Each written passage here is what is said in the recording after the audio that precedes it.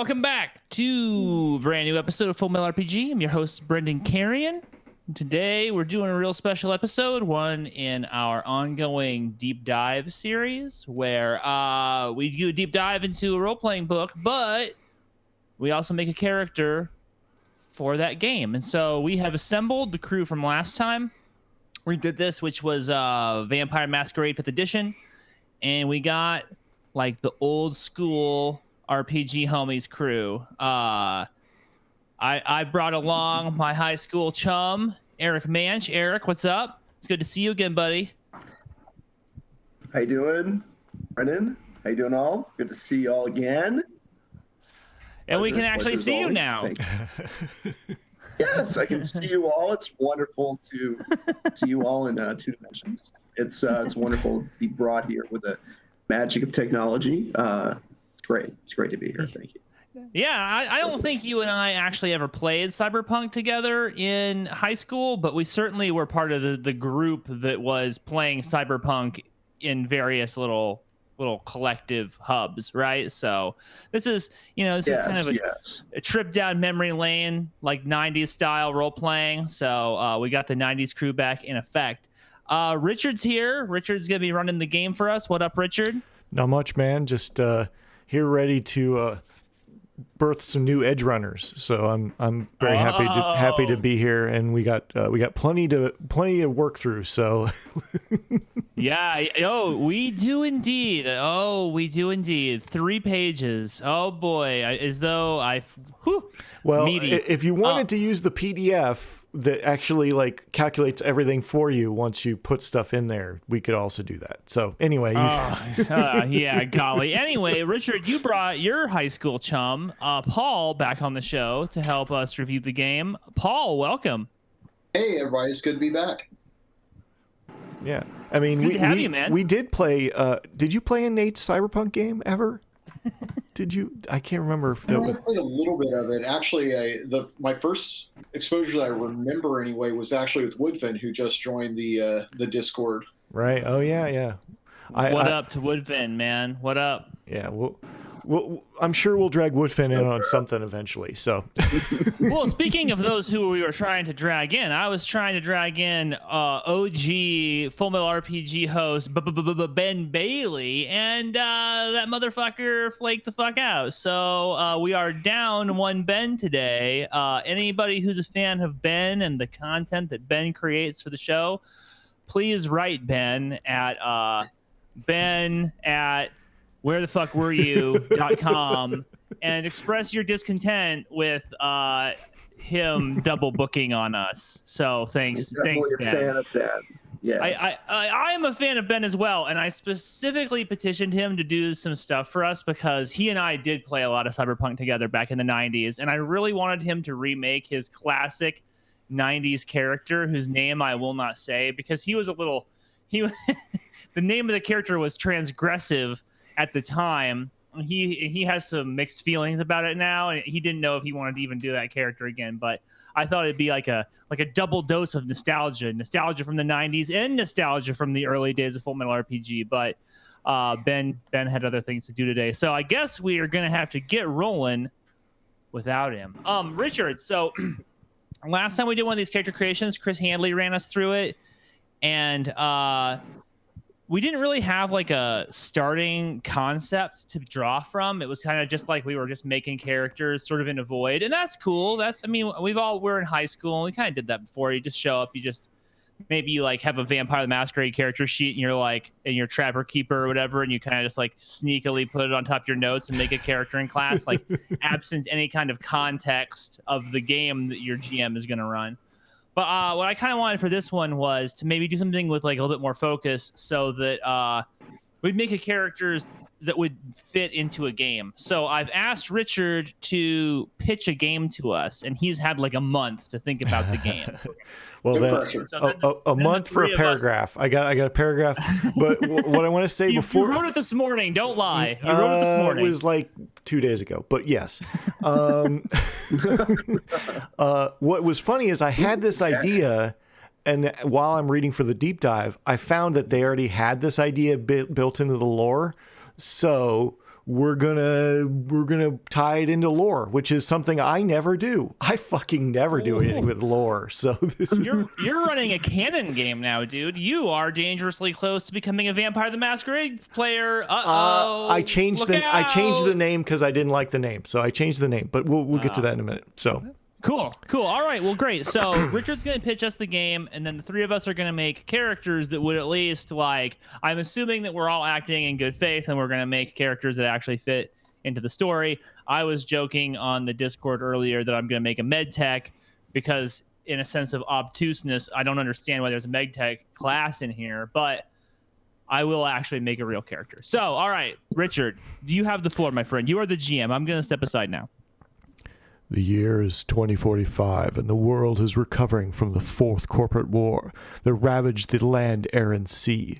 During the Fourth Corporate War, many of the floating working platforms and drift cities of Otek and Sino were the epitome of oceanic technology. But pirates, hostile corporate navies, and the perils of the open sea threatened to wipe these individual cities but they banded together.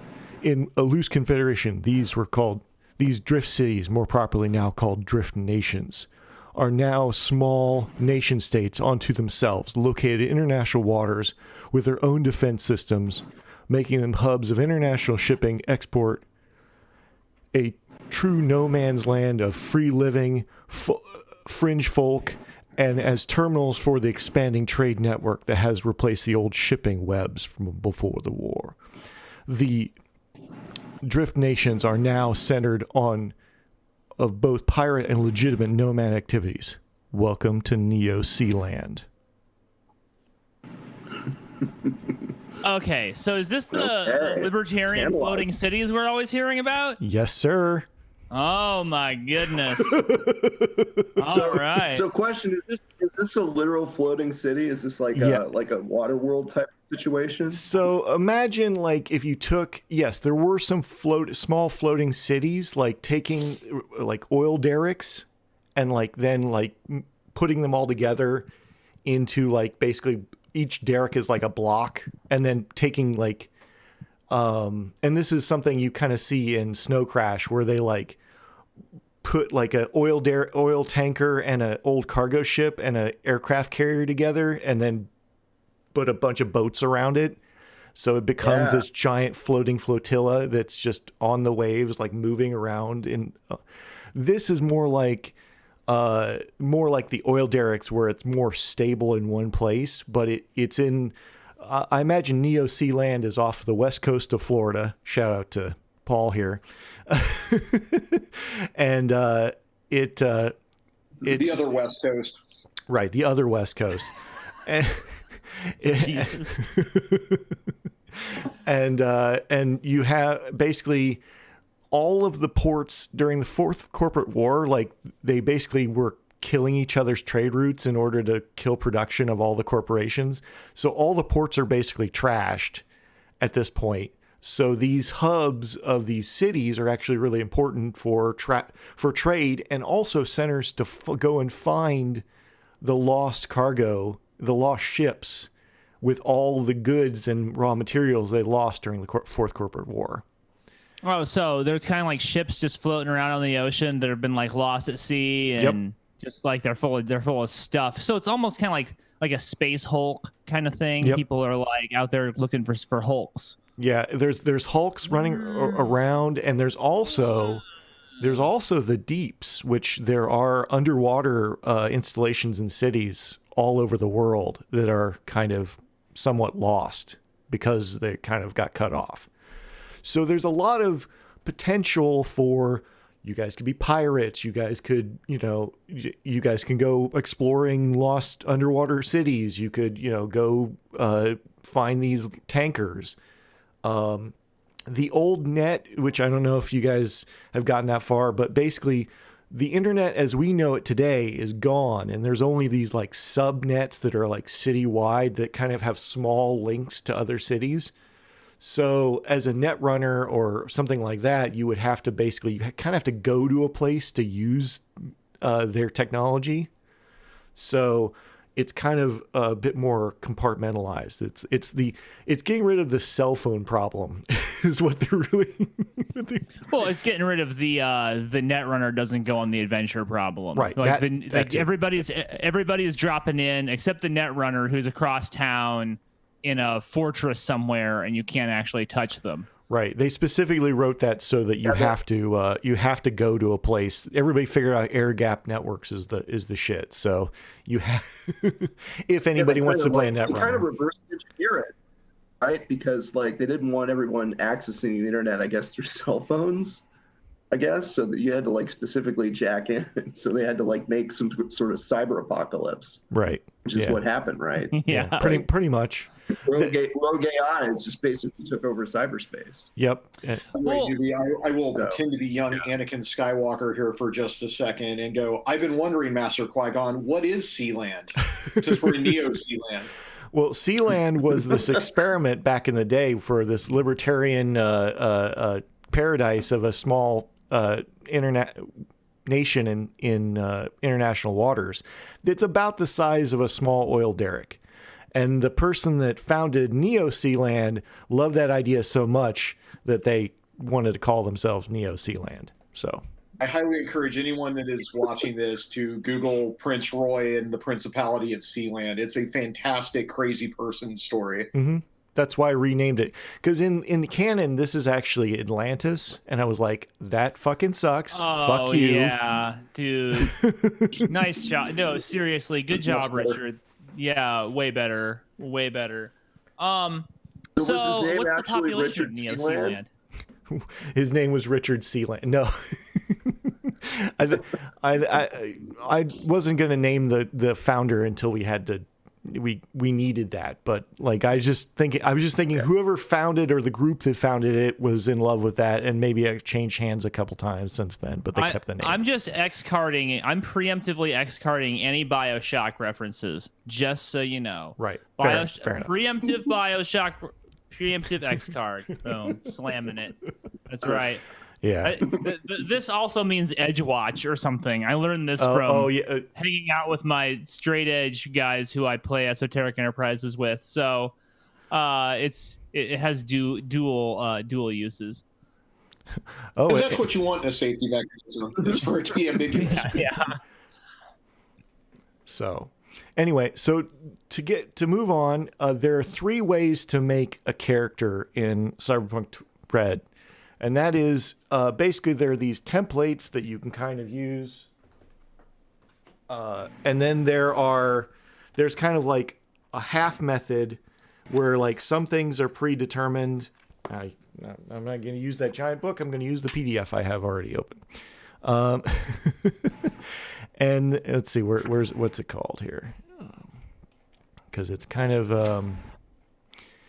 so there's street rats, edge runners, or the complete packages. So street rats, if you're role playing before or just want to get there quickly, they kind of just picked out stuff for you, and you can change some stuff, but it's basically kind of like on rails to get you to a place. There's a couple roles in there, and you still do a life path.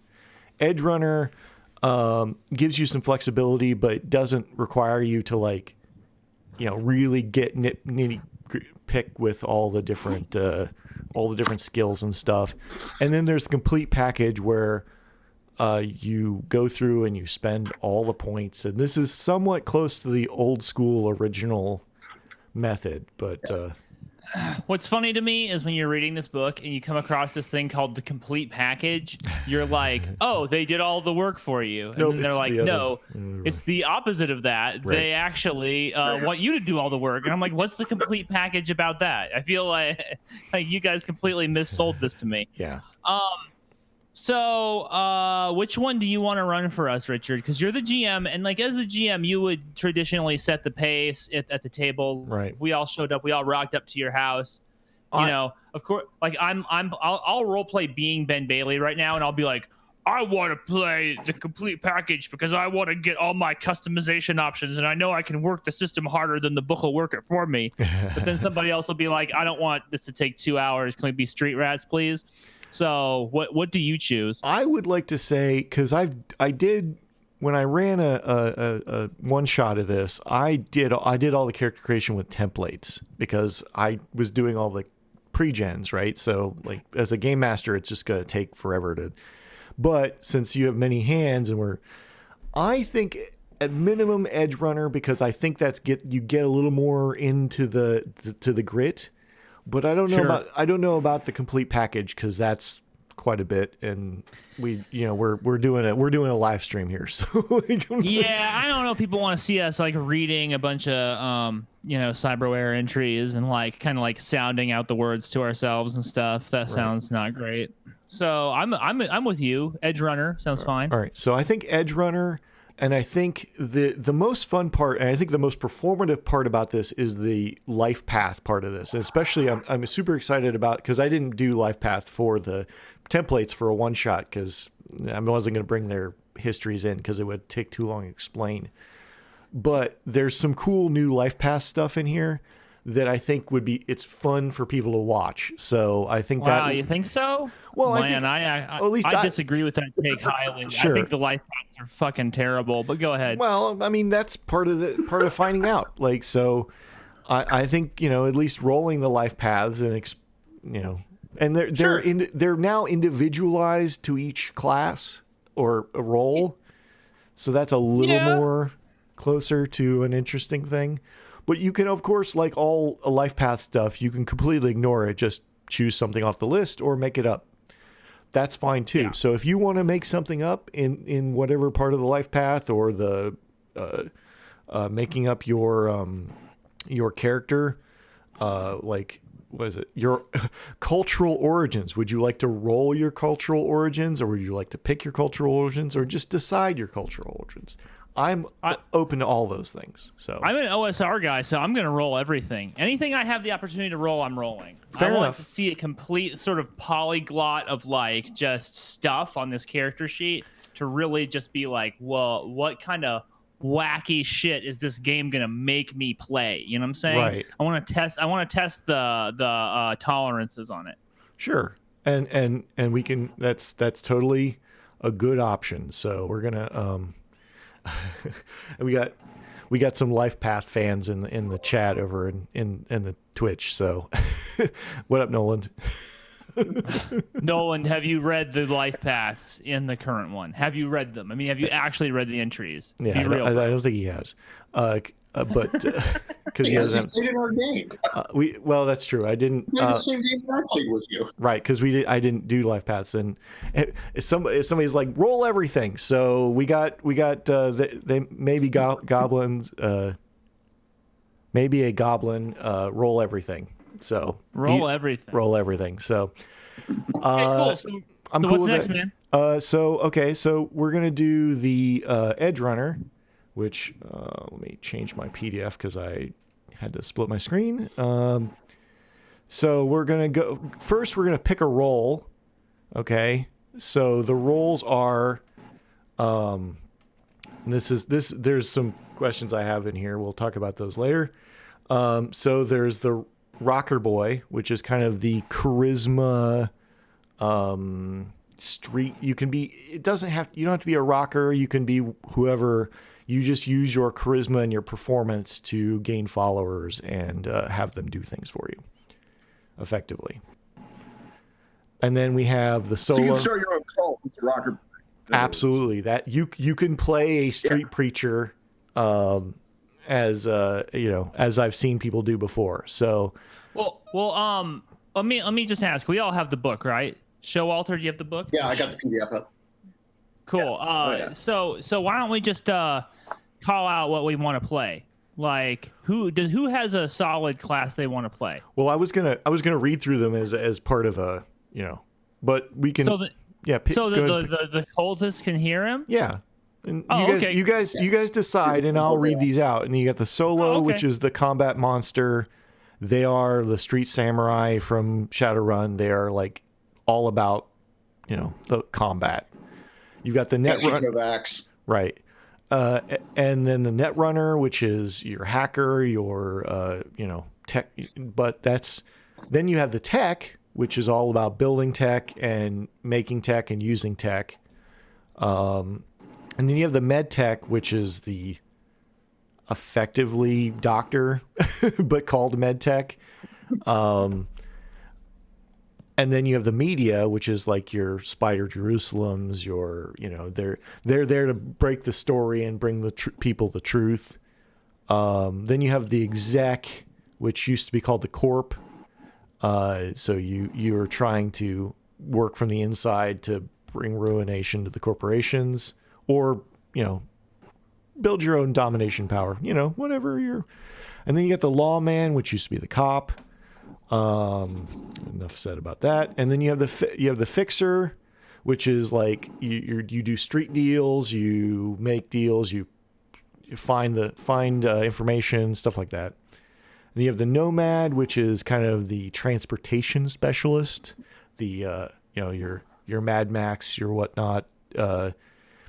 And then so those are the roles. So Brendan, do you have a role you would like to try and see if anybody, what do you want to play? Well, okay, so traditionally I used to play corpse, right? I always played corpse because they fascinate me as characters. Right. So I'm inclined in this one. I kind of think that like playing in a libertarian utopia would make a fixer very fun. Mm-hmm. But if somebody else has their eye on the fixer, I can go to exec. So those are my two choices in that order: fixer or exec. So then I'll pass it on to you, gentlemen. All right. So originally, I was thinking about doing. It's funny, Brendan. You talked about doing a med tech. You thought that character class was crazy. I was kind of interested in doing a med tech, actually. Do it. I think with the game that Richard's kind of posited to us, there's actually a strong role for a med tech. So I don't think it's as crazy as I made it out to sound. My prejudices are already showing. And just in thinking about in going through Cyberpunk 2077, thinking about the lore, I actually think like playing as like a guy who's like kind of like left the corporate wars, who's like former like trauma team, is like trying to set up like a competition, like trying to underbid like trauma team and like trying to hit like underserved like nomad districts, like trying to like serve people in like this hyper capitalistic society for people who like, because you have to buy your own contract in order to get like any medical care. I thought that's kind of like a weird concept. So and like for this setting, I think it's kind of cool. I think I still want to go with that. Try to see how a med tech would like fit in. And I'm still trying to figure out like what kind of skills would work that are like worthwhile in this game. Like we'll get to the skills, because I think there are legitimately a bunch of skills that are really useful, especially since I said this is a C game. So like piloting boat actually is useful, like, which is not something you can say typically in a lot of these games. Like normally you want pilot vehicle or land vehicle or whatever, but we'll get to the skills later. Let's just so you're thinking about med tech. Paul, what are you thinking? So I'm going to answer this two ways. My normal answer to this would be the answer that I have almost every time I play Cyberpunk, which is I want to be a rocker boy that doesn't touch an instrument that is trying to persuade people to his weird philosophical position. But the last time we ran this, we did not have a solo, and combat was interesting. It was I'm interested in how the combat works with a solo. So in the interest of science and testing out this system, I will play a solo. All right, and I am still of the belief that this game can be played without a solo. It was just there was some issues maybe with some further mechanical things that we'll get into in the deep dive. Spoiler alert. Oh, for sure. I just like we're gonna kick the tires on this thing. I'd like to kick the solo tire and see how it works. Fair enough. I feel 100% the same way you do, and when you didn't say solo, I was like, oh my god. So of course we have like 3 guys who are like super role player dudes who've been doing it forever.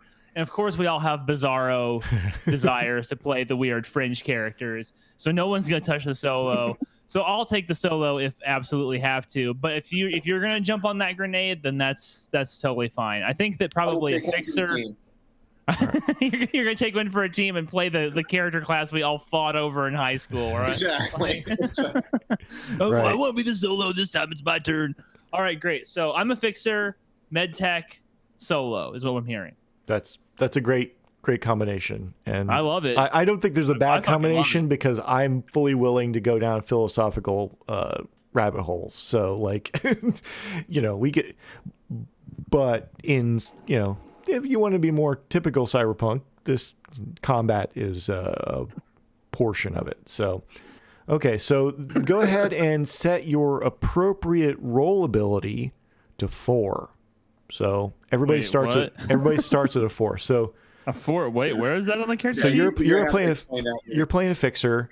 So you have roll ability rank 4. Yeah, so you're an my murder ability. Yeah, your combat awareness is 4.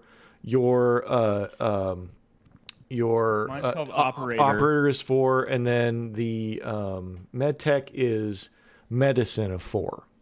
So okay, let's see here. Let's go. All right. So now we're going to go to Life Path on page 43. So, All right. which is luckily page 44 because who counts the title page as the page you start on? Anyway, okay. So now we're going to get into the personals. So you're going to cultural origin. If everyone wants to roll their cultural origin, I can call it out, or you guys can look it up. Or there's a plethora of options here. So, and we're in the sea, so pretty much being from anywhere is kind of part of the deal. So yeah, that's pretty dope. Yeah, Okay, so I'm rolling right now. I'm a Pacific Islander. sweet. You're a long way from home, at least, but, so cool. And, languages you might know, pick one in your group. So, but languages are that we should do a whole show on languages. I think that's a whole languages in role playing and Yeah. like what a bunko mechanic that is, because no one ever actually uses it. And if you do use it, you're kind of like a dick. Yes. I think, I guess that's the episode, but we should probably, we could do, I think I could do a half hour on languages, like easy. So. I think so. Where's the problems? Fun for 5 minutes or 4 minutes? Yeah, that's true. So do you write languages on this? I think there was a line for it somewhere, but it's okay. Don't worry about it. Isn't it a skill? It's cultural origins. Okay, here we go. But it doesn't give you a spot for your. I think that it is a skill, and you get like an automatic 4. It's under educational skills, Brendan. You get an automatic 4 points in your language, basically. Oh, okay. So you write down the language and alignment languages. Thanks, Nolan. Yeah, that's a whole nother issue that might actually be more interesting than international languages, but then You start with one language, right? And then you can add more. Alignment languages are definitely more interesting than having language barrier problems correct. in role-playing games. Yeah, you can spend points to get more languages. So yeah. What languages are you guys choosing? Did you guys roll? I got Eastern European. Oh. I'll roll. To roll for my cultural region. Yeah. Okay. Wait, what is this? I don't know what shit. I don't know what number this is. Roll again. Okay, this is a 7. South Asian. So, Nice. All right. So, be English. So, speak English. I too will choose English then. Yeah, see this is what happens. Is everybody's like, well, we're just gonna choose English because that's Still just choose English. This is off the coast of Florida, and it was no doubt established by some like American dude. This thing just like reeks of like Americanism. So the premise that we're in. So I see no reason why English wouldn't be the dominant language on this thing. right. And most likely it started as an amusement park because it's Florida, and then became like a corporate, industrial complex as the original theme park failed. Because Florida. All right, rolling for my personality. Yeah, so we're gonna do personality. So you can choose from the list. It's just a role playing aid, which is great that they say, hey, maybe you should pick a lane. Pick a lane, everybody. And I rolled sneaky and deceptive. So I am the sneaky and deceptive fixer, which the dice chose for me, and is like the least interesting outcome. But the dice chose it, so I'm playing it. All right. Well, I mean, you can be sneaky and deceptive in an interesting way. So. Yeah. Clothing style and hairstyle. You're also sneaky and deceptive, Paul? I'm also sneaky and deceptive. So. Sick. My personality is. Oh, geez. I'm rebellious, antisocial, and violent. All right, so you all fit together. Perfect. Yes. Perfect. You're the rebellious, violent, antisocial, and violent. Well, that just literally said teenager. You could just put teenager right there. Yeah. Okay. Oh, is intolerable on the list? I didn't realize that. Well, I mean, I think they're all intolerable if you wanted to. Probably going to save a lot of lives. Yes. Right now. Well, oh yeah, there's the med tech. So, Yeah. Okay. So the next is your dress and personal style. So, you can roll for that. And then you've got a clothing style and a hairstyle. You can roll those. You can have 2 rolls for that or choose. Interestingly, there doesn't seem to be a slot for my affectation that I am never without. Oh, really? On the page. Well, just right in the margin. That's all. Character sheets are flawed in some way that no one that actually played the game with the character sheet before they released the character sheet. Anyways, that's fine. Whatever. No one cares that.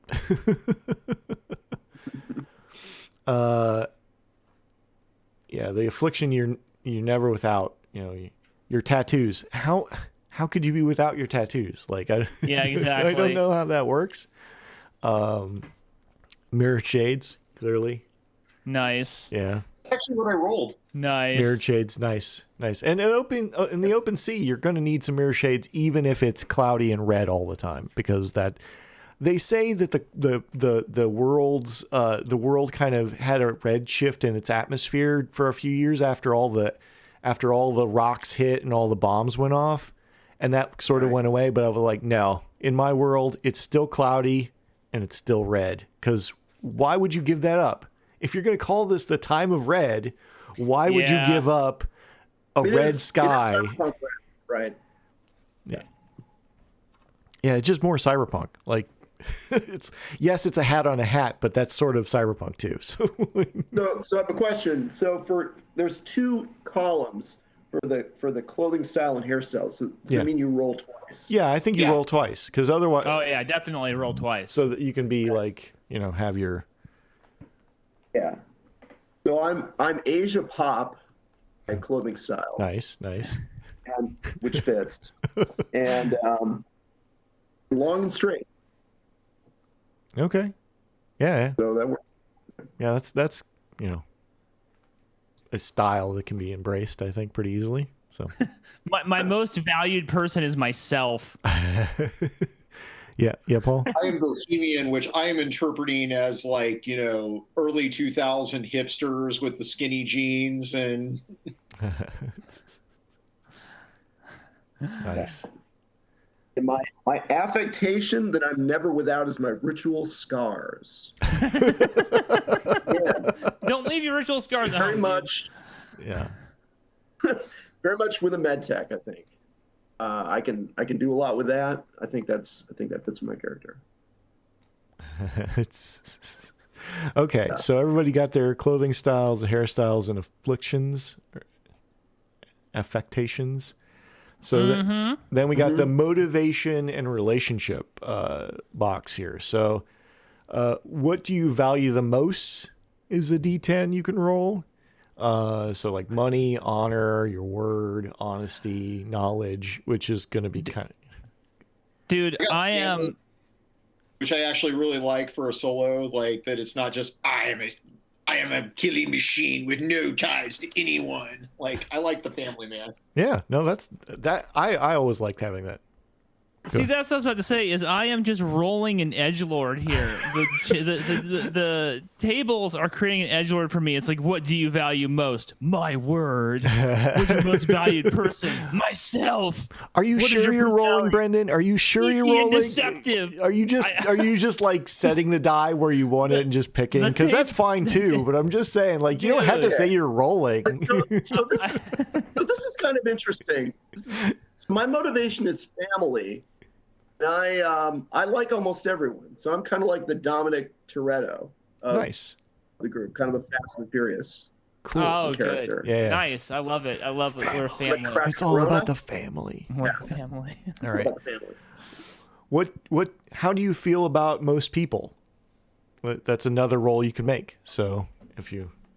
I like almost everyone. Oh, well, that's So- great. The dice did unfortunately You know, I'm put me right rebellious and into the violent. cliche with this, which is wipe them out and let the cockroaches have them. But Mine says people are untrustworthy. Trust no one. And I'm just like, Edgelord, motherfucker. Edgelord. I'm gonna have to buy like a leather trench coat and a fedora after this character creation session. It's compelling me. Yeah, Brendan is clearly using game science dice. That's true.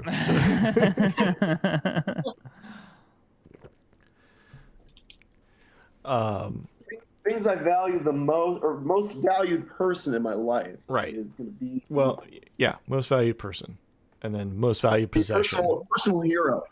Personal hero. Okay, so we'll have to make a. What are you thinking? Are you thinking this is a personal hero that's here? It's an older doctor, or do you think this was? Who are you thinking with this? Maybe someone I've been in the corporate wars with, someone who died, like a mentor.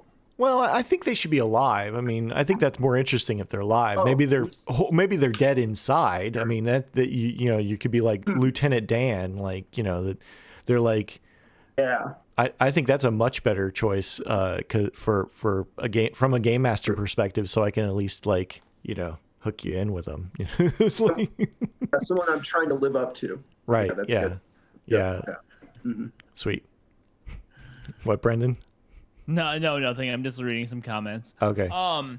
It's interesting. There's a life goals box on my life path, but there is not no. a life goals unless that's part of my. Oh, life goals is in the wrap up. I see. So it's just out of order. Okay, I'm gonna roll for my life goals. Ooh, a 10. That should be good. Oh, look, become feared and respected. So the trend continues. are you sure you're not playing the solo, Brendan?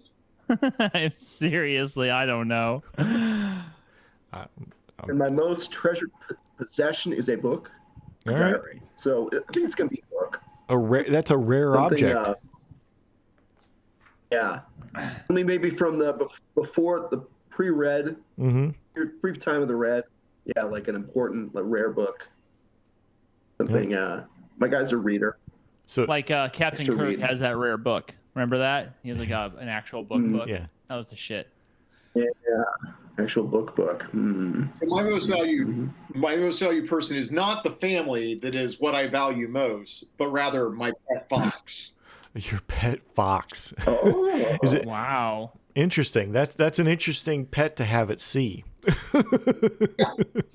So this is kind of odd, right? Like, so now I'm on the spot where it says friends, Right. and it says roll a d10 and subtract 7 to a minimum of 0. Right. And it's like, so the vast preponderance of people will have 0 friends, which like 70% of players will have 0 friends. Yeah. So I'm kind of like, why put this table in here? I don't understand. And then it goes all the way up to 10, right? Like this table makes no sense whatsoever. Yeah, I think the table is to see who your friends are, right? Oh yeah, the table to see who the friends are. But did you 70%, did you skip your family background? Well, I did all that. I did all that. Right. I mean, I don't know that it's particularly interesting. It's like my family was a corporate technicians and we lived in a mega structure and we have a hereditary feud with some people. Apparently, I mean, this is all good fodder for you as the GM, but it doesn't mean much to me. Right, but this could be the corporate megastructure. You could be from Neo Sealand, like your family was from here. So like, yeah, I think that seems likely. Yeah, I think that seems likely because I don't know. Yeah, I have a difficult time imagining someone leaving a corporate megastructure to go to this place unless they were already here. So right. This is that works for me. Paul. So mine actually worked out really well, I think, because the family background was like the corporate managers. But then it was this. Then I rolled the Nomad pack for the childhood environment, which I thought was a weird mismatch. Mm-hmm. Then I get to the family crisis, and I roll. We lost everything due to bad management. I was like, it all came right together. Just like Man, that really disaster comes back around. That worked out. Out.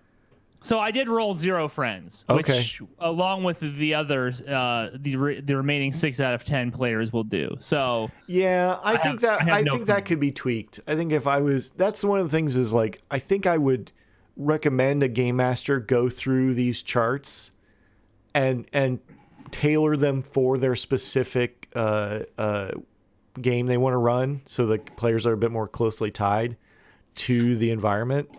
Yeah. And our deep dive will reflect this, but this is just one example of what I consider to be like just some really, we'll say, quote unquote, interesting design choices that were made in this game. Right. I'm now going to roll for my enemies, which I predict with 70% likelihood I will have none.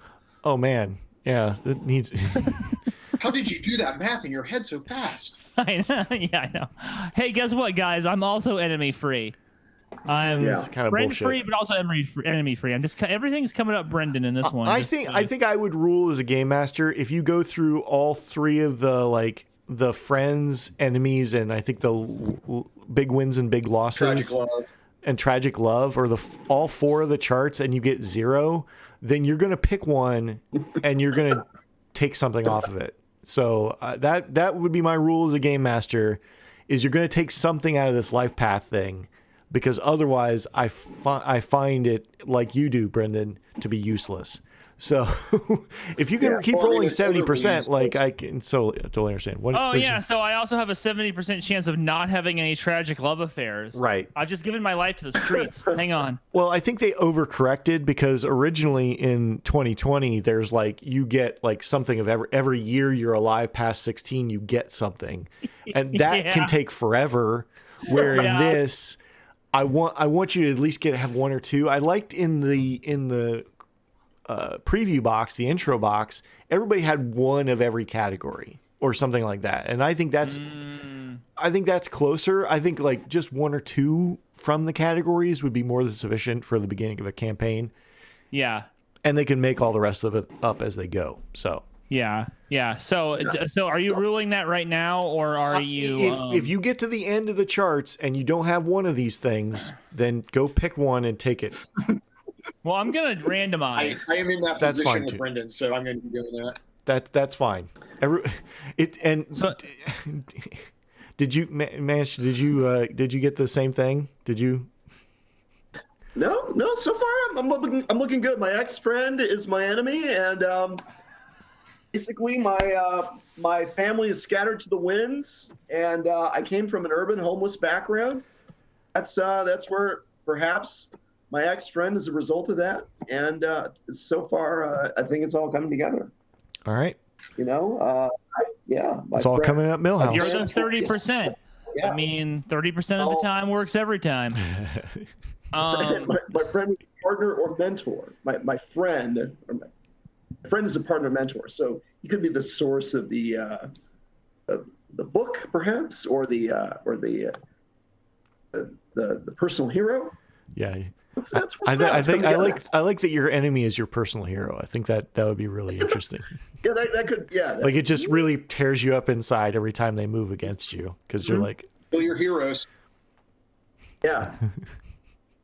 Oh, don't ever love your heroes. yeah. I selected enemy yeah. because who wants friends when you can have enemies? Right, exactly. Well, you're a solo, so you're probably bound to have a lot of enemies. I'm just gonna say let's go. My enemy was a coworker. It was because we were business rivals, and they can throw they can either throw a gang or a small corp at me. And if I encounter them, I will fly into a murderous rage and try to physically rip their face off. Perfect. That's perfect. First Okay. tragic love affair, a rival cut me out of the action. So now it's all has to do with the mentor All right. and the ex-friend. It's fitting together perfectly. Well, there we go then. That's perfect. I've gone ahead and because I just went ahead and got a friend. I randomized getting a friend. My friend is my partner or my coworker, because I doubt that I go to like Fixer Co. and like punch in at like the fixer spot. I'm just gonna say he's my partner. My friend is my partner. Maybe not a he. I'll come up with something at some point. This is the kind of thing I like to leave as a player, just kind of nebulous, right? So like it's sort of exactly inserted into the game as necessary. I went ahead and moved on to my role-specific life path, and it turns out that what I do as a fixer is that I supply a resource for the night markets, and it lists medicine as being a thing that I might supply. And I was like, you know what? I'm going to go ahead and link up with Eric's character in that regard and say I supply medicine for the night markets, which I think will kind of just trying to initially start throwing out some of those little ties that we could kind of double down on. Oh, I do have a partner. I really think I've basically created Dominic Toretto, because my life goal, as it turns out, is to protect everyone involved that I personally care about. So nice. that's my life goal as I rolled it. So that's who I created. Yeah. Those are the roles. All right. So I think we get into the specific the life. You got the life goal right at the end, and then there's the role-based life paths, which do give you something. At least I have to say this one's the most interesting one that I've done. Like the specific one to your class actually works. Like I got the supplying medicine, and then I also got that my partner is a secret partner, which I didn't know before. Right. And they have corp connections. Oh. I'm like, ooh, that's spicy. Spicy meatballs right there. Yeah, I do. I like it. Nolan points out that there's about 3% of players that will have nothing out of those categories from all the 30%. So it's like that's still pretty high, actually. That 3% is a little too high. I think you need to be like you'll only have 3%. There's only 3% will not get anything through the 30%. The 30-30-30 chain. Oh wow! There's only 3% will get nothing. So like, Brendan and I are defying the odds today. Right? Yeah. Well, that's kind of our bit. Nolan can give us the math on what are the odds of 2 out of 3 players both not getting anything. Yeah, exactly. I want those numbers next, please. And Gonzalez says Ashley sure does look different today. No, your eyes are not deceiving you. Ashley is not here, unfortunately, but we've got our old friends here, and we're making Cyberpunk characters. So, yeah. 90s RPG players unite. So I do business out of the lobby of a cube hotel, which is very flavorful. Nice. This is actually a chart that is good. Yes. Who are my side clients?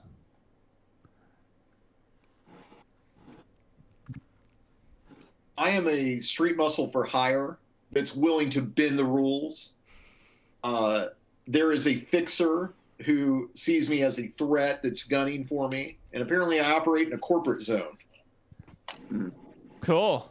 Yeah, that we can, that's the thing is I There didn't are no define. Sealands. The entire Sealand is a corporate zone, but Well, no, I think there's like a corporation that maybe operates on there that has controlled like a certain area, and it's like it's the nice part, the Disney part of this Sealand, nice in whatever you kind of define that as a floating sea city. All right, so my main clients are our local gangers, and I get my supplies from a local fixer. So that works well. Okay, so It's in nicely right. so far. So we've gotten through the personal. Go ahead. Yeah. What sort of does my workspace look like? I should figure that out. Okay. Everything possible is single use and stored compacted until needed. So very, very neat. Right. So you have like it's like a cabinet that like opens up and the bed falls out of it, and like it's all the monitors and stuff, and then like, Oh yeah. very ship-shape, very tight. Yeah. Very ship-shape. Very, very for a sea city of this type. Right.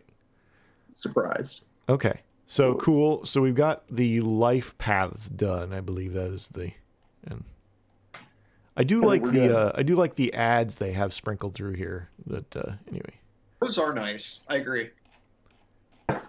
Reminds me of the old West End Star Wars. They had the ads for like Incom Tech and stuff like that. So I mean, it definitely gives you a more immersive experience in the world, right? Like to the extent that you're buying the setting, it definitely adds to the setting. right. Okay. It's very very RoboCop. So we're gonna there you go. We're gonna get into statistics, which is like everybody's favorite part of every RPG. Oh yeah. So page 72 has the statistics, which is probably page 73 if the last one was the same. Oh, 73. 72, 73. Well, for the method 2 that we're using is page 77. Oh, of course, because Yeah. Right. Yeah, I'm already kind of looking at it. It's actually kind of an interesting system. I don't hate it. I don't want to sound like a prick here. I don't hate it. I definitely like that it gives you good options. Like you have I don't want to jack with this, just let me roll a dice and it's done. You've got if you want to be all like get into the nuts and bits and fiddly bits with it, you can. And then there's a nice little option in between the two of them that you can do. Yeah. Well, it's based on the old idea of Cyberpunk 2020, right? You were supposed to like run in with your character and with the expectation that he was going to die in one setting. That was very much, and they even say in here that death, that you should maybe not have a secondary character as a backup, but like we played it and I don't think that's a thing, but we'll get to that in the deep dive itself. When we talk about combat, I may get into Excel wizardry to show how their combat works. Anyway, that's another whole project I might take on because I need more projects. Okay, so we're just doing basically they kind of flatten the curve a little bit on statistics. So like, instead of like giving you the full range of 10 or whatever you're rolling, you get stuck into like a middle upper kind of. That's what they're trying to do with this, is to sort of take that kind of linear dispersal and then turn it into a bell curve. Yep. By having you roll a d10 and only giving you stuff that's kind of inside of a range, like a compressed range, which I don't hate. You know, it's not the worst. It's pretty close to just being like, oh, roll a d10 and that's your stat, but better. It gives you the feel of rolling, but it controls the roll in a very interesting way, I think, for this kind of just 1 to 10 statistics, because that's for those that don't know, they're listening, this game is a d10. You roll 1 d10, you add your stat and your skill, and that is your how well you perform, and there's a difficulty value or somebody else's roll that you're rolling against. So the statistic is really important because it's used a lot of places. So are we doing good on our stats here? Did anybody get anything out? This chart's like, I think 8 is the max on this chart. I did get cool. Oh, well, that's crazy. That's we'll get into the standoffs at some point. The stare downs, those are fun. So I managed to get the one number that lands you an 8 cool for a solo there. Nice. I got an 8 intelligence and an 8 of what I think is empathy. Okay. Well, that's important because then you can get lots of cyberware. So. Oh, great, cool. Yeah, because your humanity is 10 times your empathy. So, and then when you get cyberware, that subtracts from your empathy or from your humanity. So like it'll dink it down, and then you'll get like 0. You'll be able to spend lots and lots of cyberware, and then you'll be able to spend. it'll bounce out. There a specific column that I have to compare the stats to for my character class, or do I just roll it for each stat? There's there's a table for each of the classes, and you roll on that table for each stat. Well, so that's the way you do it for the template, but we can use those instead of the chart on page 77. I thought the template just said if you're doing the templates, you go to the class and then you roll once and then you just go across. Right. But this time, and if you're doing it like what we do, you go to the same table and roll it 10 times and just go across, right? Well, it's actually page 77.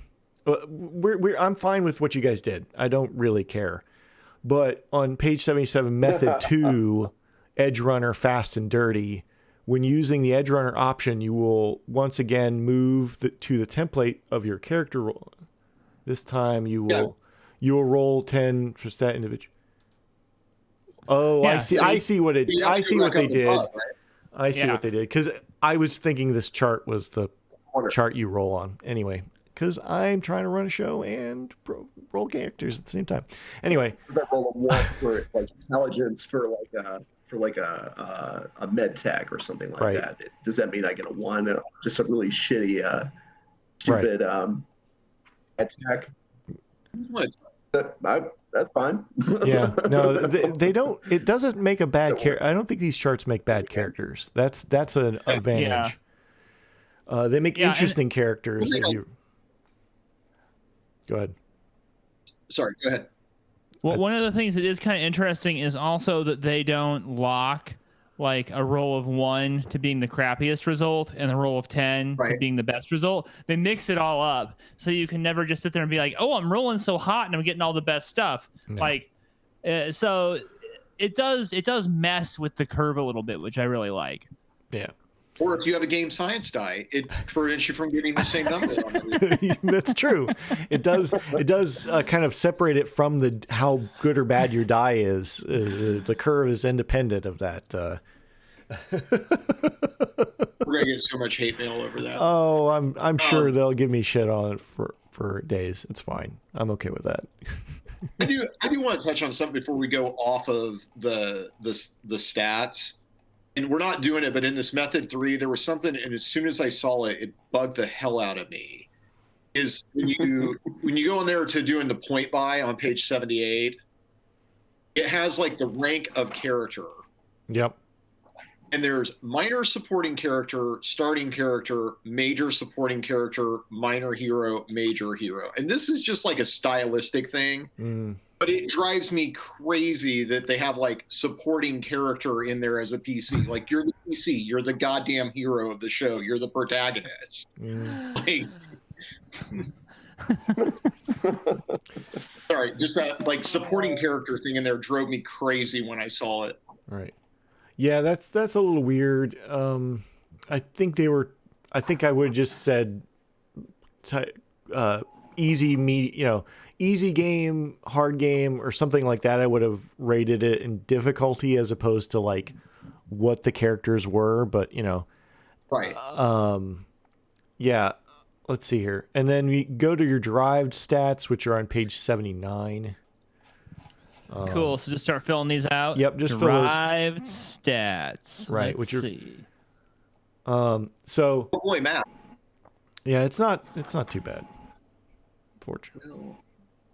Where's our derived stats located on this page? I think you got the hit points. What else? Hit points, humanity. Yeah. Okay, my bad. I'm fucking this up already. Sorry, guys. All right. Right. They did that. Those hit points and humanity are the only two derived stats. They got rid of move. Not move, but like there's the movement value that was silly. And they also got rid of attractiveness, which is also silly. I'm glad they did that. Yeah. I'm really jabusto on fucking hit points here, guys. So, wow. Well, that's good for me. I mean, it means you're in danger at all times, which I like. How many hit points do you have? 35. Oh, you got crazy hit points. Trust me, dude. That's really? Yeah, that's like that's one of the most dismal ones you can get. The maximum, the very best you can do is 75. I got half that. I will hold my powder on this particular argument until we have the episode because I have a whole thing about it. But I'm just gonna say that 35 is a pretty good number. Anyway. Wow. Yeah. Okay. At least you didn't get 20, so there's that. I mean, it seems like I'm sure Nolan will jump in here in a minute and tell us the math, but it seems like 45-50 is average, right? Yeah. It's probably the center of the bell curve. Just looking at if you go 5 and 5, 35 is the middle because it's just the fact that like it expands to 15. Oh, that's true because the best you can have is 8 and 8, which would give you 55 hit or 50 hit points. And this may be adjusted by cyberware, so you can get body implants to increase your body size. That's why you can get to 15 on this chart. You can't increase your will above Some 10, plating. but yeah, dermal plating and muscle, stuff. There's all kinds of stuff that, and eventually Augments. yeah, augmentation and humanity. Like I said, is 10 times your empathy, which I really don't think I need a chart for, but whatever. You know what? As somebody that hates doing math, I find it nice that they provide little like instant charts for people bad at math. Yeah, it was very easy to calculate. Yeah, if they had put this equation in here and not this chart, I would literally just like throw this book over my shoulder and walk away. I'd be like, "Fuck this! I'm doing something else." All right. I mean, I can add two numbers, divide it by 2, and then add that number to another number. But like, yeah, I definitely. I like that it's just like boom, done. Wow. Like humanity? All right, so humanity is 10 times your empathy.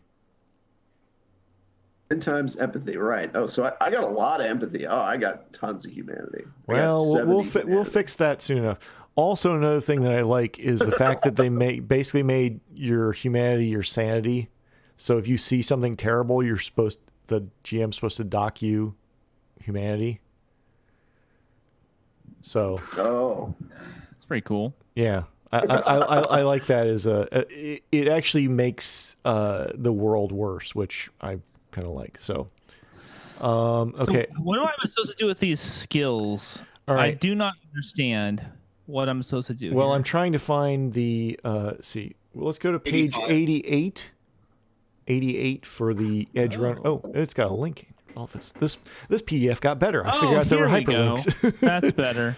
Oh my god, I get 86 skill points. Holy shit. Right. I saw that number. I was a little bit concerned. They'll go pretty quickly. And that's the other thing is those are determined, right?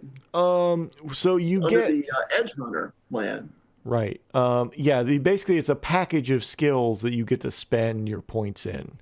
And if you see a ×2, it means that skill requires 2 times the amount of points to get a 1 point. So like for firing a machine gun with auto fire, it costs you 2 points for every 1 point of skill you have. or for like electronics and security, it costs 2 times whatever this level you're going to have. There's a lot of like the med tech, like paramedic is a skill, and that gets you. And also like the med tech special role gets you some special skills too that nobody else has. So we'll get into the role stuff later, because there's some welcome differentiation, which I like, because anyway. So the mandatory skills come out of the 86 points, right? Like the following skills must be at least level 2. Right. Athletics, brawling, concentration, close. Okay. Okay, shoulder arms are rifles. Okay. Yeah. So they say you get 86 points, and then they immediately say you must spend 26 of them in the following manner. Is basically what it says. Effectively, yeah. So you really only get 60 points. Yeah, they should just mark but you can't mark that on the character sheet. Right. You know, It's different for the different classes, right? Like which skills you're going to use too. That's the other thing, is like there's some base. Actually, a lot of them are. I think they're pretty much all the same for the basic skills that you start with. It's like a human starting package. Like, hey, you get all these skills, and then we're going to. Then as a rocker boy, then you get these other skills to spend points on. But that would require, I think, a different way of laying it out, and I would have liked that.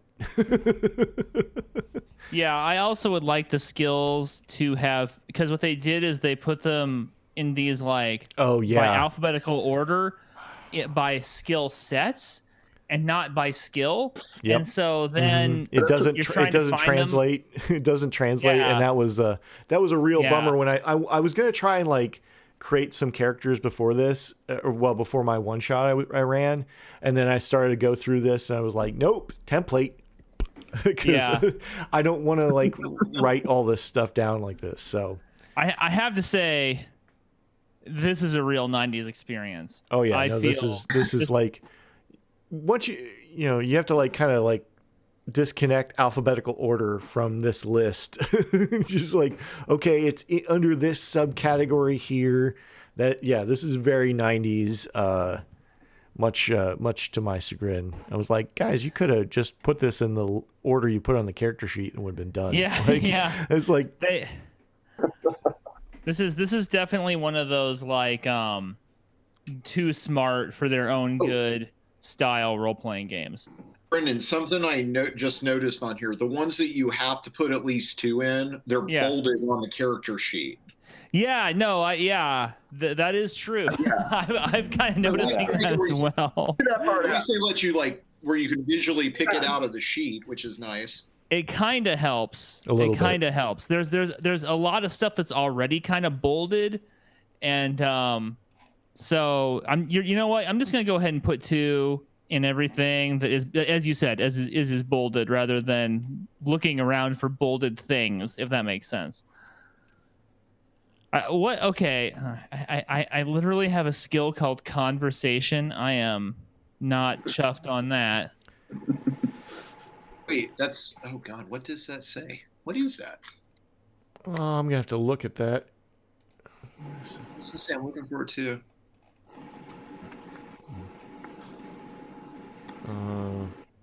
Social skill. The skill of extracting information from people without alerting them with careful conversation. That's conversation? Yeah. So it's soft interrogation is what it is. Yeah, that's okay. So because this is kind of a vampire-esque type setting where it's like you do your role playing and then you kind of throw a roll on top of it to see if it worked, right? Yep. It's kind of how you'd probably try to arbitrate that. Or you would have the conversation, you would roll, and then you go, oh, and this, and you inferred from this particular sentence here that they actually meant this thing over here, which is a little interesting to implement, but sure, I'm gonna. I mean, it's again a kind of like 90s artifact, but I don't hate it. I still run things like that kind of sometimes, just because I'm old. All right. So I'm definitely going to need some more points in cybertech. I'm not sure why it doesn't just tell you to like put points in cybertech as a med tech. That seems like a pretty Well, important you skill. get. Let me look at the roll thing because it's All right, in man, the I only middle. go organic. It's in the middle of nowhere, which is. I really wish they put the special abilities close to the skills because it's basically like you get these special skills. You have a very particular set of skills from. That's right. Although I also need to start thinking about, region-specific skills like boat piloting, like we were talking about. Yeah. Yeah. But like on Who's gonna be- we can only put skills in our class list of skills, right? You get bonus skill points after this. I I kind think. of like that. It gives you some like class niche for things, and I don't hate that. I don't like how they say divide your 86 skill points though. When I guess They're just telling you what the average is going to be, which is just weird because that's such an old school. Like I can have a stat of all fives, like whatever the fuck the point spend was. Yeah, and if you do that, if you divide your 86 by the number of skills and everything is 4 and it says you'll have 6 points left over, and that's actually kind of the way, especially if I was a player and I was like new to something, I would do it like that because I'd just be like, well, I don't know what's going to be good in this game and what's not, Right. So where are my fixer skills? I'm just going to do that because old habits die hard. Right. So shoulder arms. Like shoulder, like weapons? Rifles and shotguns. Oh yeah, okay. It's long arms. C vehicle tech. There it is. C vehicle tech. C vehicle tech. Oh, yeah. Yeah. Sequest DSV. Talking dolphins. What up? Yes, we can have cybernetic dolphins. I'm excited. Oh yeah, that's very Johnny Mnemonic. Johnny Mnemonic and Sequest both had amazing dolphins. It had different skills. The other one of those. Yeah, that. Oh, man. Trying to find the like class. I've got 2 points in language. How many more points would I need to have like an additional language? Well, I guess 4 is kind of fluent. We're gonna call 4 fluent. So like, if you want to be fluent in another language, you spend 4 points on it. 4 points. Okay. Whereas I'm not. Yeah. Really? So in Florida, I think probably, yeah. You need alligator wrestling?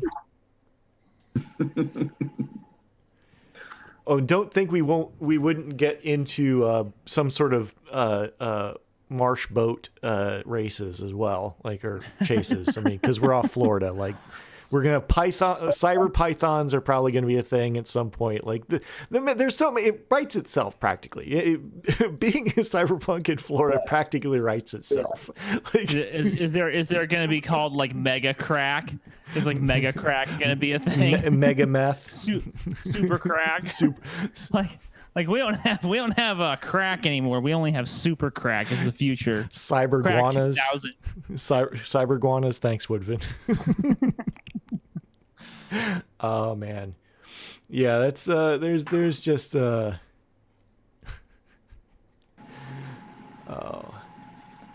my god, dude. This okay.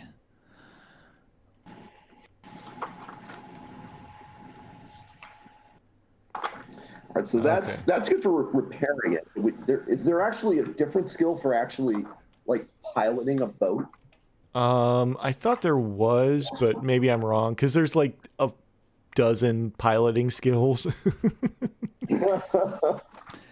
Of course, because you need to definitely know all the things you can pilot. That's important. Pilot sea vehicle is a skill based on reflexes.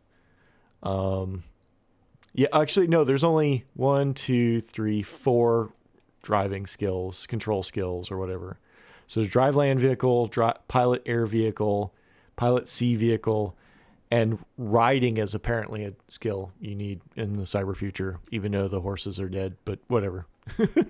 Robot horses. Robot horses. Clearly, robot horses. Yes. You forgot about robot horses. Well, I guess if we're gonna have dolphins, you can ride a dolphin. I guess I don't know. I'm gonna X card that, but the dolphin is just gonna be really pissed and like push you to the bottom of the ocean. If you're gonna resort to Flores stereotypes, you have a war manatee, clearly. The cyber manatee. Come on now, guys. That's true. On trope.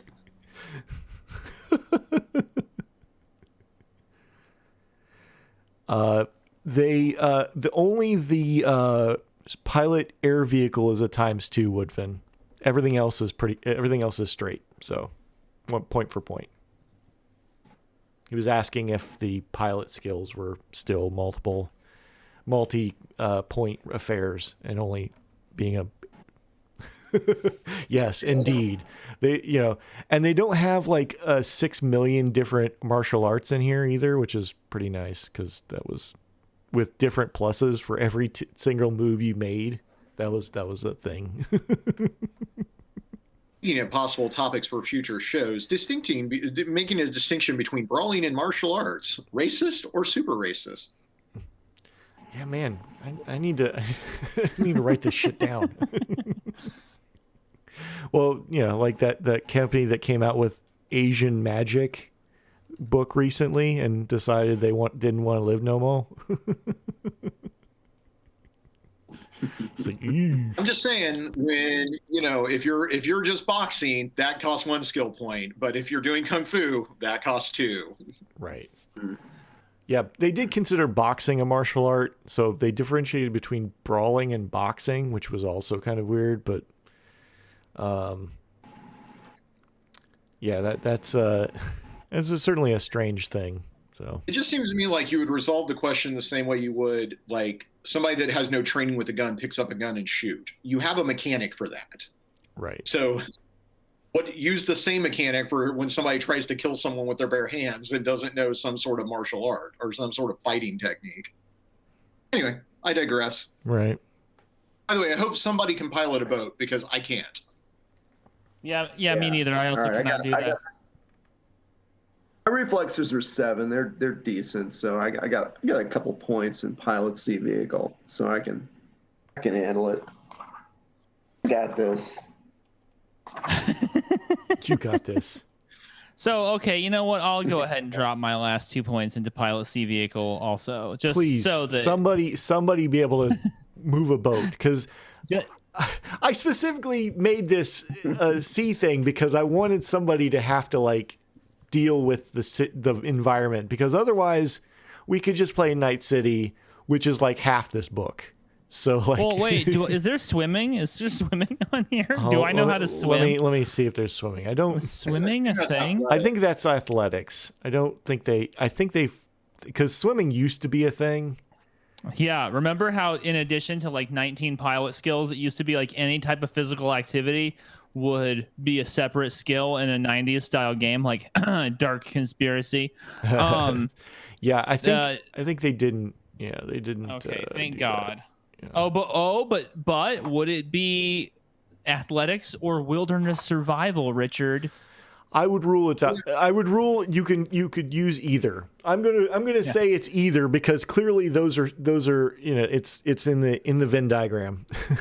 Short term athletics, long term wilderness survival. There you go. If you're trying not to get eaten by the sharks with their doll eyes, then it's definitely wilderness survival. But if you're just trying to like jump off a boat and then ninja climb up another boat, then the first part is athletics.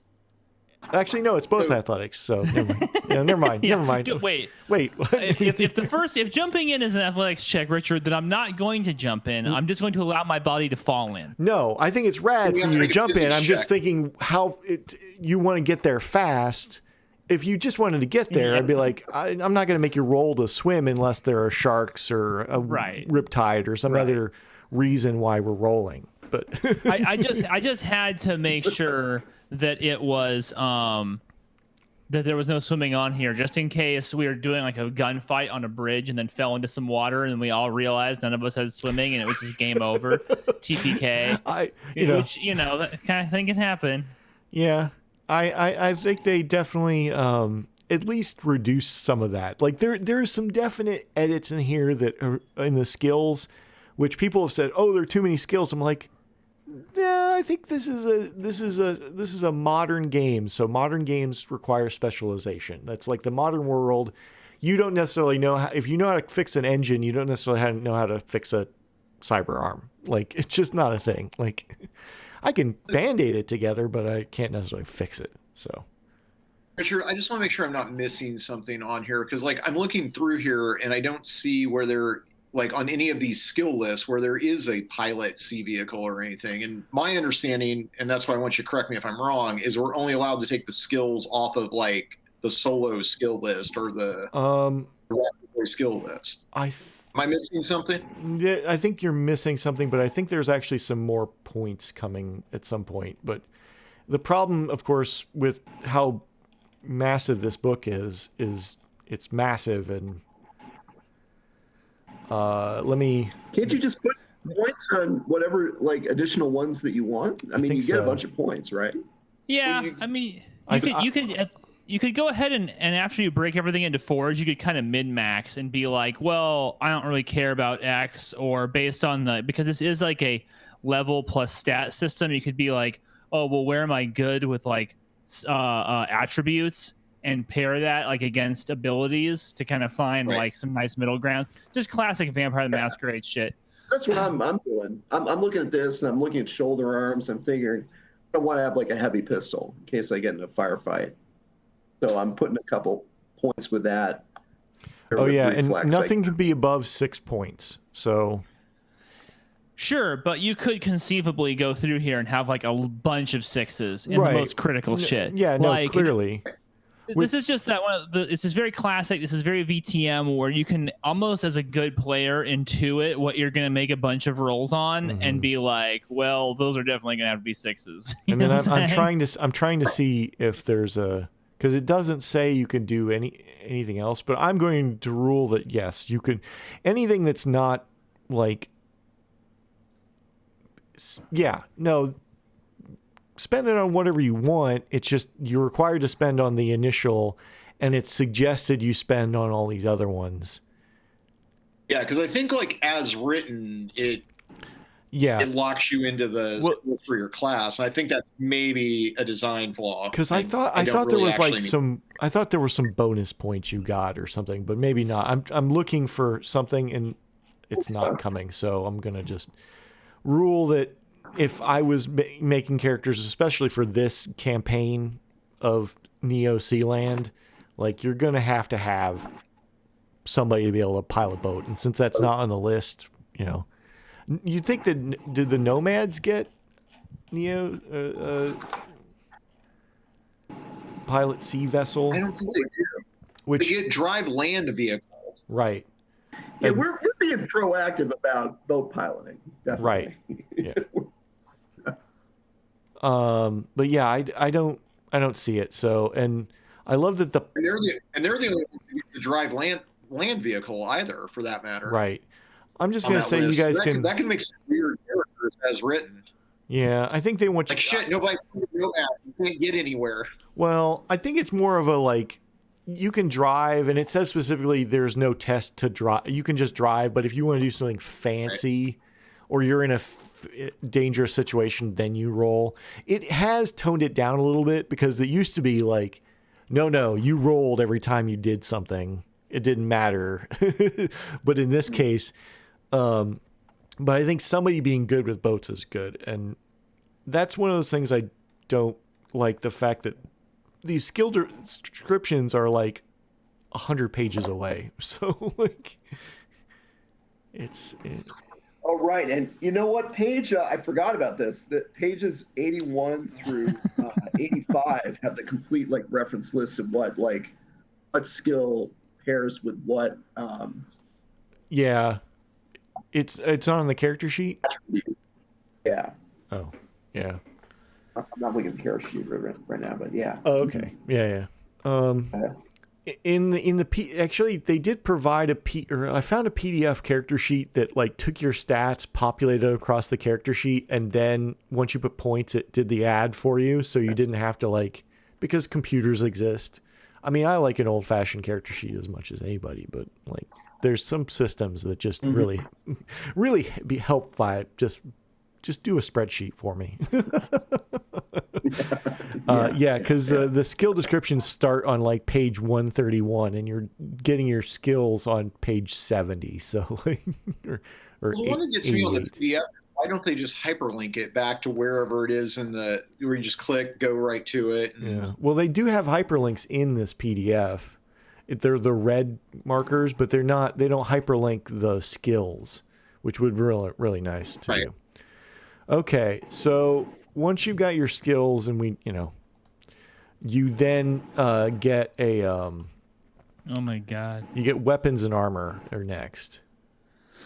Now the way it looks is, since we're doing the Edge Runner, it looks like you just get like a package. Yeah. And you just get all this stuff, and then there's a bunch of like ores, and you just have to choose between the ores.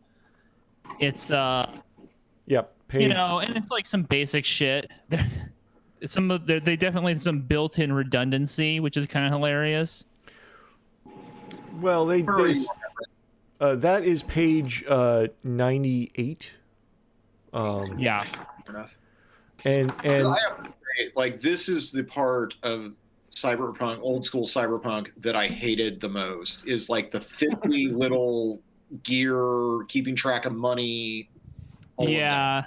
Well, I believe they have actually somewhat solved this, because for one, all the weapons are kind of generic, and basically you got a heavy pistol, describe it however you want, which I think is a upside and a downside, because I want to have if I pull a Miltech pistol on you, then I know you kind of know maybe a little more about my alliances, but that's a fluff thing.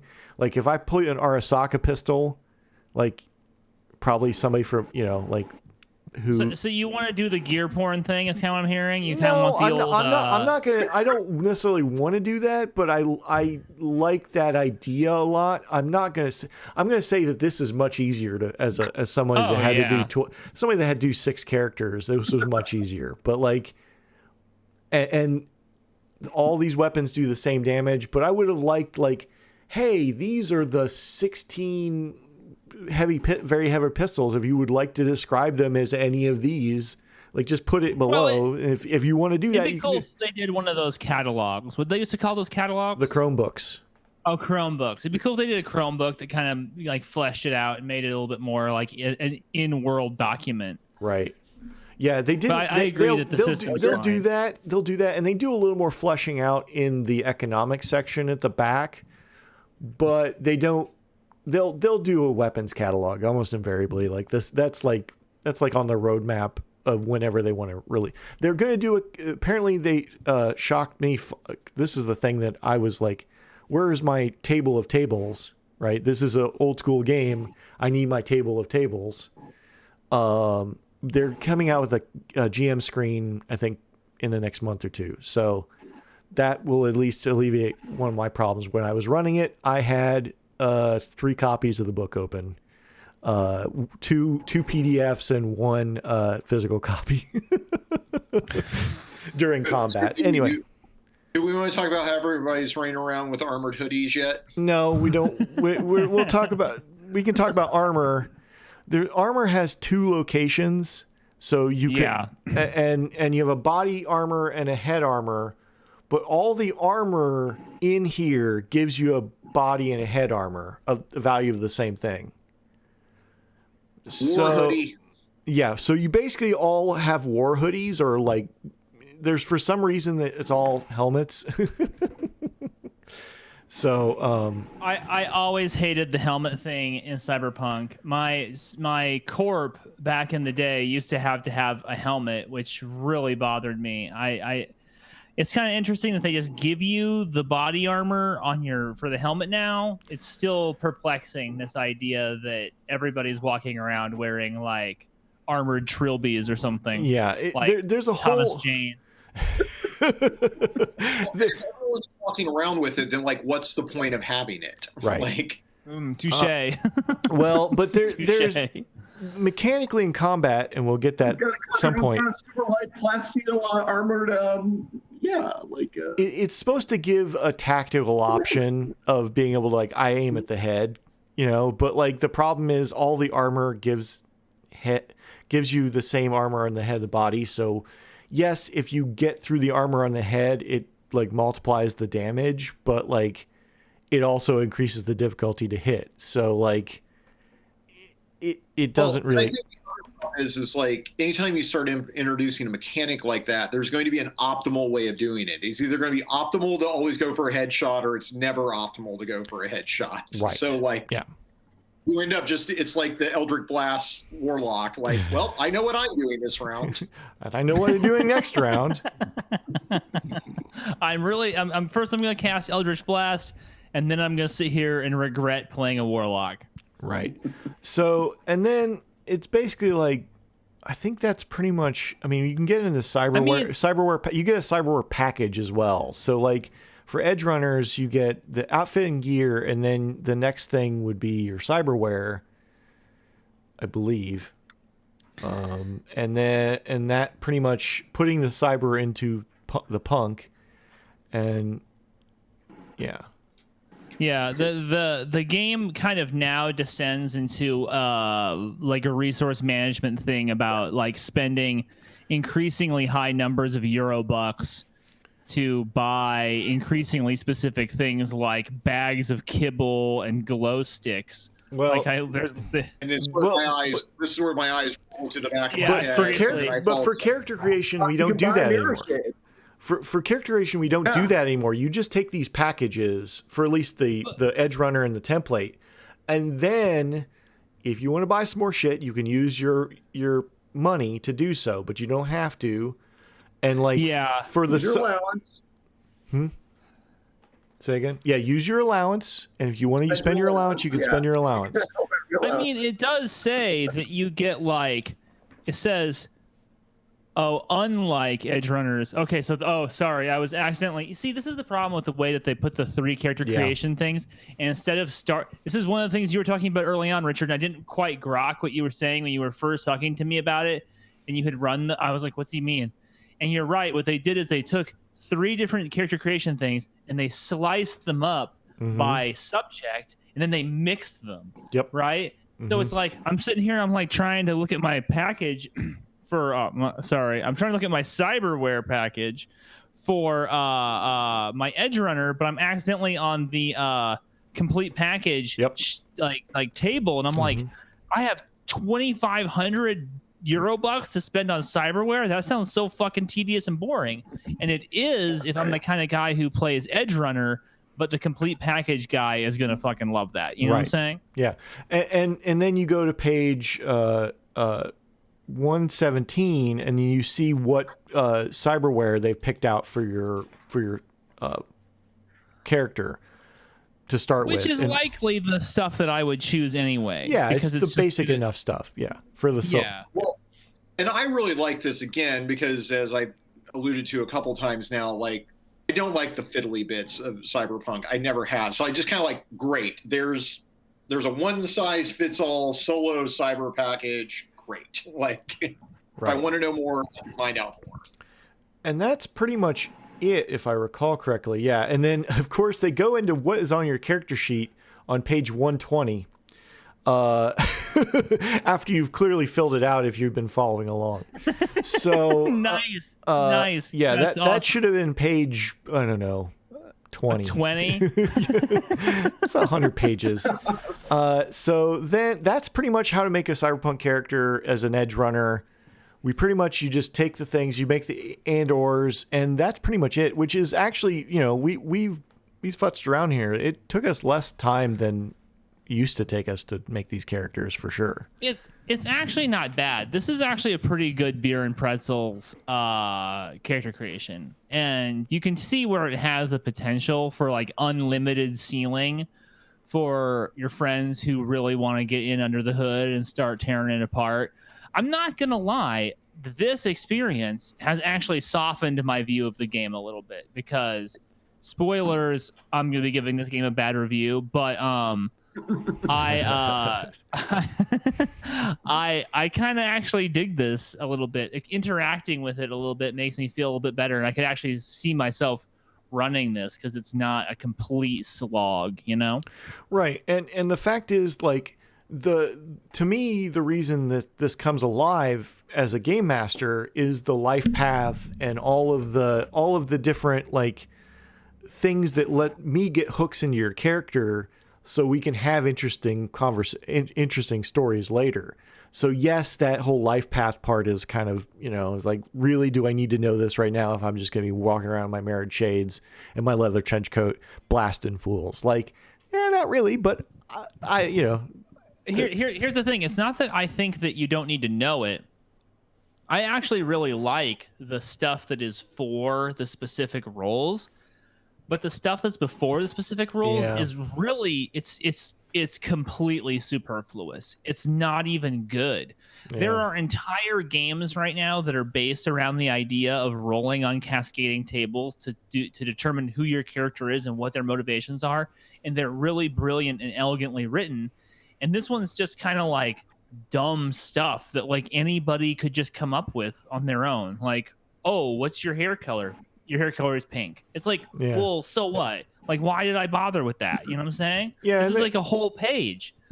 There's a lot of legacy left over from the original 1980s game here.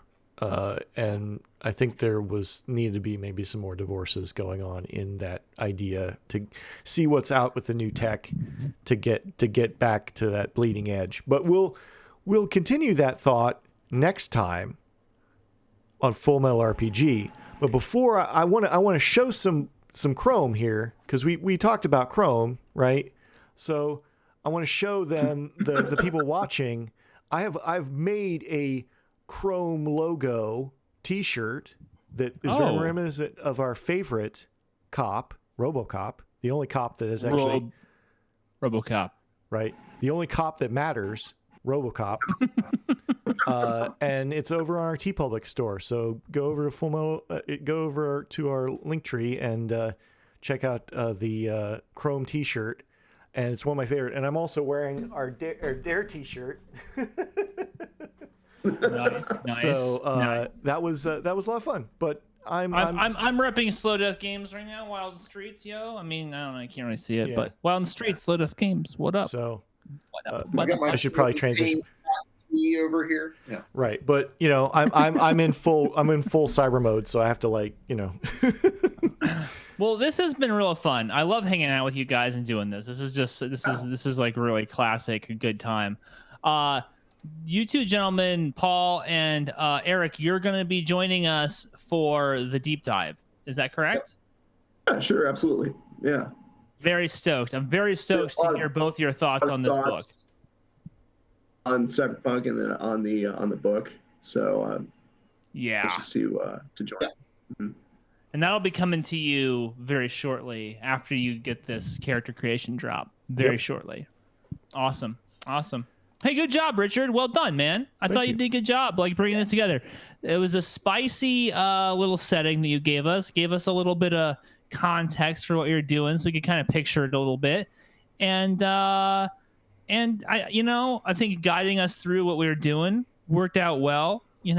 I definitely felt more comfortable with it than if I was just like fucking reading it myself. So nice work, man. Good job. Yeah. This part of the book is real easy to get through because of all the charts, because you can ignore anything you don't roll in charts. So, but it was a lot of fun, and I loved thinking about the setting a little bit. So, if there's anybody's interested, we can talk about it some more later. But we got Rot Marches coming, motherfuckers. So Stay tuned. Yeah, son. Rotten March is coming up very soon. So I released the player's guides to some of our GMs today, and we're going over the player's guide.